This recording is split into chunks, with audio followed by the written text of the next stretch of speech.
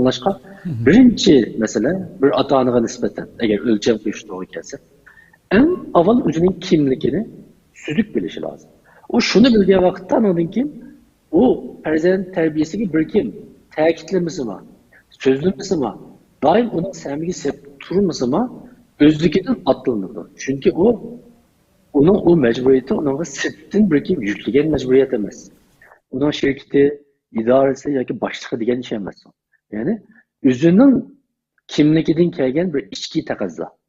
Shuningga quloq soladigan vaqtda bu ota-onalik elib kelgan dishvorchilik, qiyinchilik yoki jafo mushaqqatlarmi unaga bek bilinib ketmaydi. Chunki u o'zi tanlab mangan bir safar.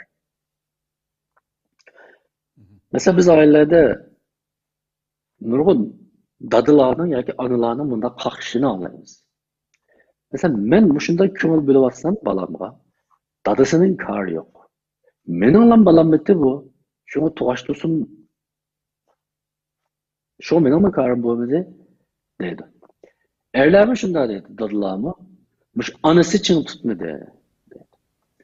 Ama bu prezent terbiyesi mahsus çokum analarının işi, dadalarının işi emas, deydiğen narsa emas. Dadının, ananın her ikisinin işi. Her ikilisi aktif kılan kılgan vaqtda ondan keyin bu ko'ngillik natijelik jarayon aylanadi.